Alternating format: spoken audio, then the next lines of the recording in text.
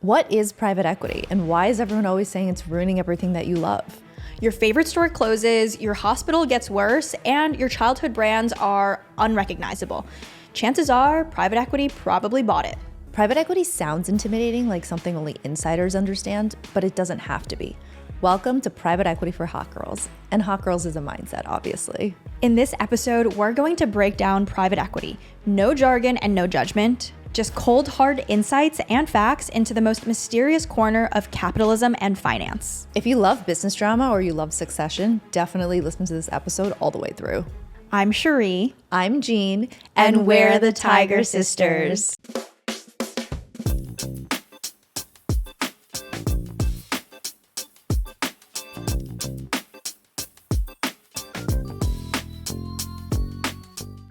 We are your Wall Street and Silicon Valley big sisters. And we're a top 10 business podcast on Spotify, where we talk about money, power, and love.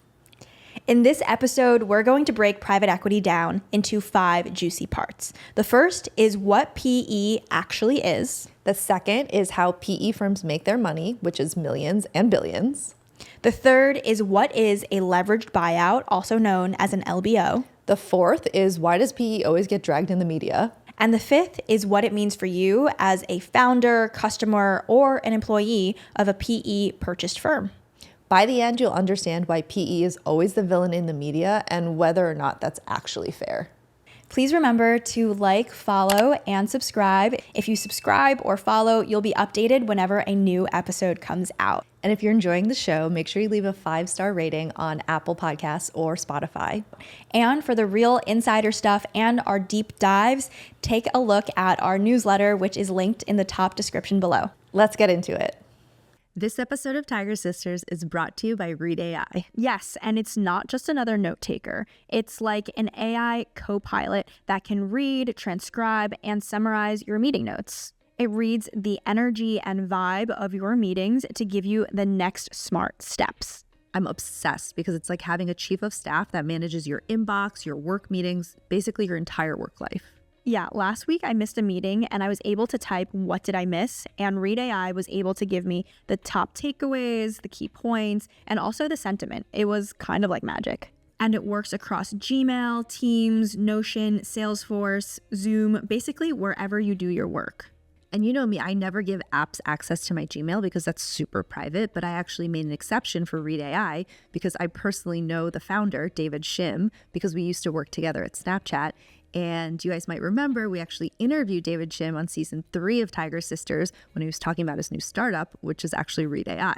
And now Read has over 4 million users. Wow. And they're giving Tiger Sisters listeners a 30-day enterprise trial, which is worth $30 and that does not require a credit card to sign up.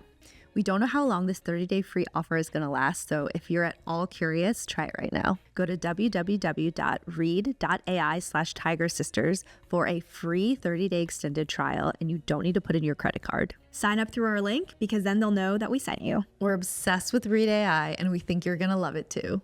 And we're back. Okay, so this is part 1. What even is private equity? Let's get into the definition. There are 3 things that define private equity. The first is private ownership. For the most part, private equity firms invest in companies that aren't on the public market. They are private companies. Second is control. When private equity companies invest or buy companies, they usually buy a majority stake of the company. The third is a turnaround mindset. The goal is to buy the company, increase the value, and sell it for a profit. Yeah, so think of it like this. Instead of buying a few shares of a company on Robinhood or on the stock market, PE companies actually come in and they buy either the whole company or a majority stake. And then they go ahead and make improvements, they increase efficiencies, and then they turn it around and sell it for a profit. So PE is different from VC, venture capital, because venture capital usually goes for the big bets, the earlier companies that are much riskier, whereas private equity companies generally target much larger companies that are bloated or have inefficiencies or real ways you can turn it around and then sell it for profit. Basically, these are larger companies that are more developed but are fixer-uppers. Right. So it's kind of like flipping a house. You come in, you see the potential, you renovate it, you flip it, you sell it for more. Think of brands like Burger King, 𝗵𝗵𝘁, Dollar General. Dunkin' Donuts, Dell Computers, so many different brands that you interact with on a weekly basis have been a part of private equity. Okay, Cherie, so let's move on to part 2. How do PE firms actually make money? So there are 2 main ways PE firms make money. The first one is management fees, where they get typically 2% just to manage the PE fund. So let's say a PE fund raises $1 billion. That means they're getting $20 million a year just to manage the fund. The second one is the more important one. That's carried interest, and it's typically 20% on all the successful deals. And that's where the magic happens. So this sounds kind of complicated, but it's actually very common, and you'll hear people talk about it in 2 and 20. They'll just say that phrase, 2 and 20, talking about the management fees and also the carried interest. So Jean, where do these private equity firms actually get their money from? Yeah, good question. So in this example before where I said, this PE fund raised $1 billion for their fund, they typically get that money from 3 different sources. The first one is LPs, or limited partners, which is basically investors in the fund. These are typically big institutions like endowments, high net worth individuals, other sorts of investment funds. And pensions. And pensions, exactly. The second source is the PE fund itself. They always put in a little bit of money themselves just to have skin in the game. Yeah. And a lot of limited partners like to see this because if you're the management team and you're charging those management fees, you also want to have some of your money invested into the firms as well. Mm-hmm. And the third one is debt, which brings us to the next section, which is leverage buyouts. When I first learned about private equity, I was most surprised to learn about the debt portion. It's actually a lot of borrowing that's going on to then invest. So this is where LBOs, leverage buyouts, come into play. So what exactly is a leverage buyout or an LBO? This is where private equity firms take on debt. They borrow money to then buy a company. And once the company starts doing well, the private equity firm starts to turn it around. It's making profit. They use that profit to then pay off the debt of the purchase, of the original purchase. So that's where the leverage buyout comes in. Going back to the house flipping example that Jean gave before, if you think about a house, once you fix up the house and you rent the house out to people, you take in tenants, and then you use the monthly rent to pay off the mortgage. So that's a similar example of how an LBO type model would work with everyday housing. Yeah, or if you want to put some numbers to it, if you buy this house for $100,000. It's $1 million house. You actually put in $100,000 of your own and you take on $900,000 of debt, and then you actually improve the house and you make $100,000. You're actually already making a return of 2x on what you actually put in. So that's why LBOs are so powerful. The key word is leverage, right? The idea that you're taking on a lot of debt so that you can do a lot more with a lot less of your own money. But it's not always rainbows and butterflies, and sometimes an LBO goes wrong. So Cherie, do you want to share an example? An example of that is Toys R Us. They took a $6.6 billion LBO out in 2005, and that was $5.2 billion of debt. And what ended up happening, as the lore goes, is that Toys R Us actually wasn't able to be turned around. It wasn't a successful company. And so they ended up having to pay millions of dollars in just interest. Yeah, so they actually had to spend all their money servicing their debt. So they didn't really have as much money left over to make the improvements that they needed to fight with, say, Amazon, which was coming up at the time. And a lot of people were buying toys from Amazon. So rip. I actually remember that we used to go to Toys R Us all the time when we were kids. Yeah. It was the place to go. Remember? You always used to be please, let's go to Toys R Us. It was amazing. It was a mecca, honestly. It was so gorgeous in there, all the lights and the colors. Yeah, so let that be a lesson. A lesson.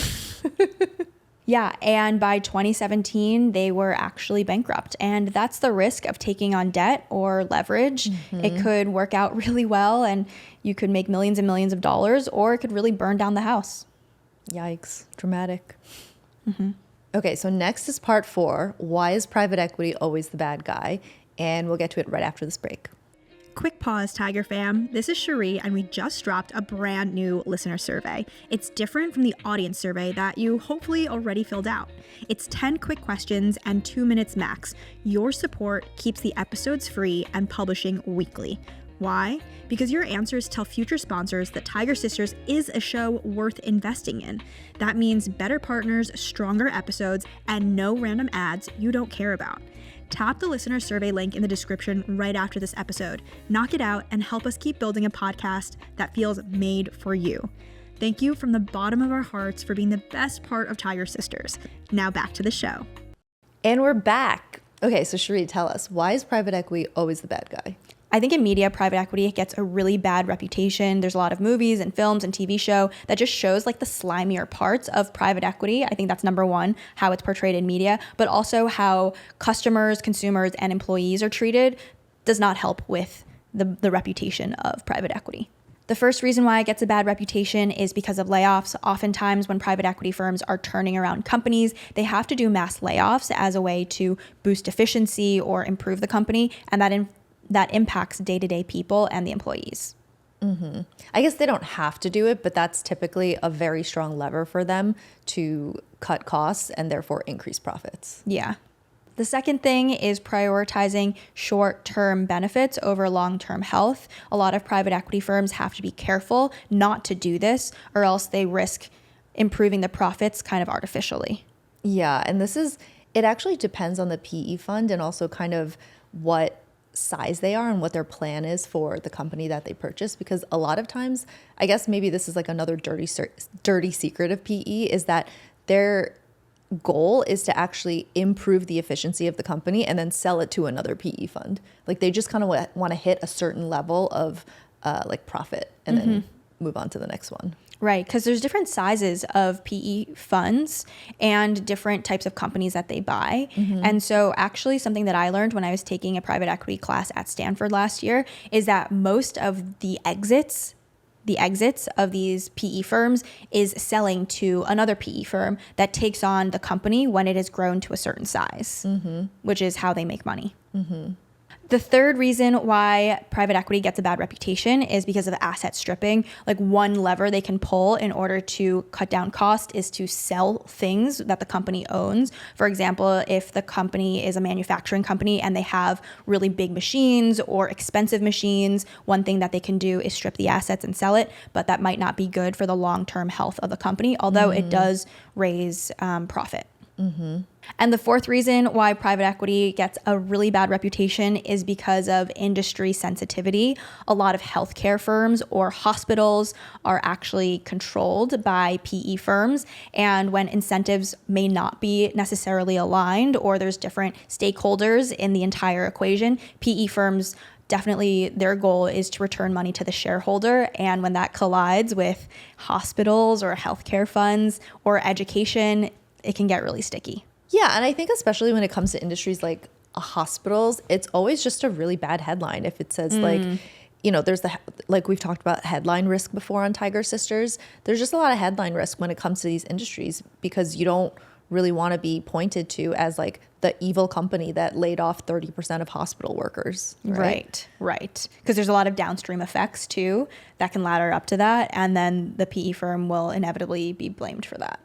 Right. And it's not always just sensitive industries like hospitals either. It's across all different industries. Like, for example, think about Vice Media, which used to be a global media company. I remember they raised $1.6 billion, including from PE funds like TPG, and they weren't able to make it work. And they ended up declaring bankruptcy in 2023 and laying off hundreds of employees. And going back to the Toys R Us example, over 30,000 people lost their jobs when Toys R Us went under. Yeah, and there are so many examples in retail. So thinking about J.Crew, thinking about Payless, both of them went bankrupt at some point and ended up shutting hundreds of stores. But to be fair, not all PE is bad. So look at what Blackstone did with Hilton, for example. They bought it, they improved it, they expanded it globally, and they actually took it public again. Yeah, they ended up making $14 billion on that deal, and they didn't have to do mass layoffs. Many times it comes down to incentives and style of the PE firm. It depends on the firm itself, how big it is, what industry it's in, and the strategy that they employ to turn around the companies. A lot of firms are able to do it, and then sometimes they're not able to. Okay, Cherie, on to our last part 5, which is how PE affects you as an employee or a customer. So what can you expect if your company gets acquired by a PE firm? Yeah, I would say there are 3 main things. The first one is efficiency moves, aka typically cost cutting. And tighter budgets. The second one is new leadership. A lot of time these PE firms actually bring in people from outside the company.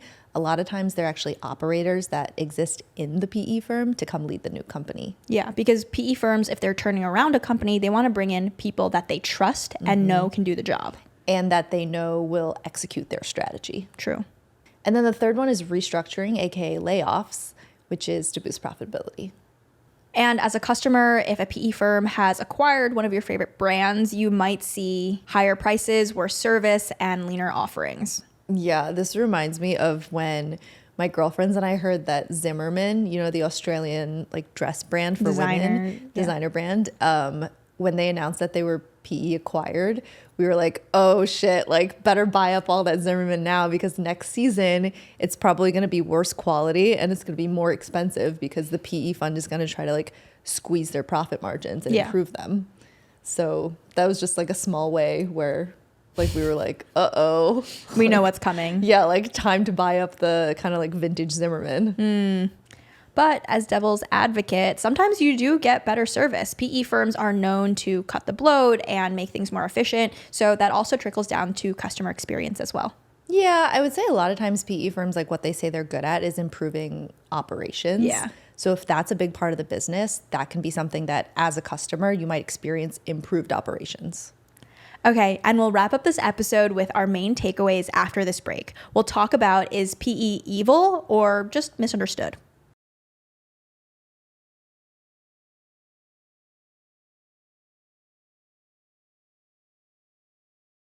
Okay, and we're back. So let's wrap up the episode.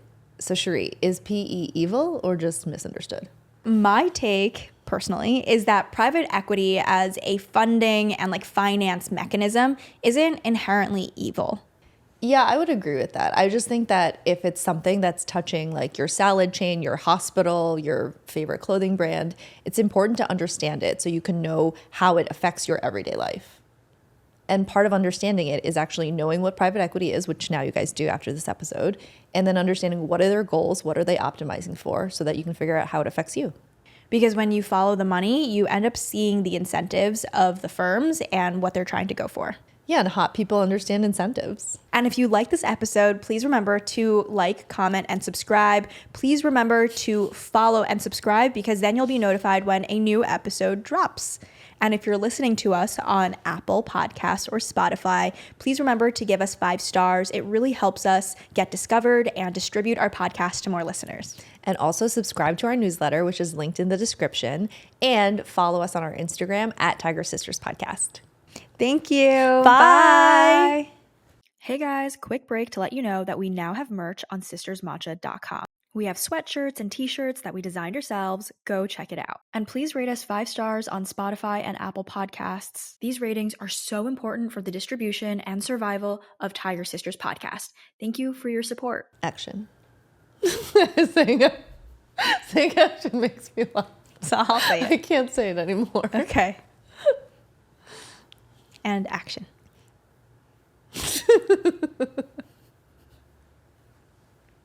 Okay, start over.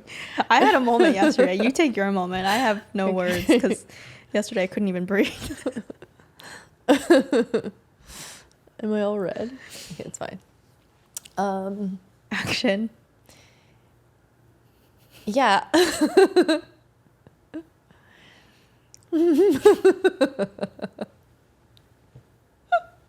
Okay. I'll just look into the camera.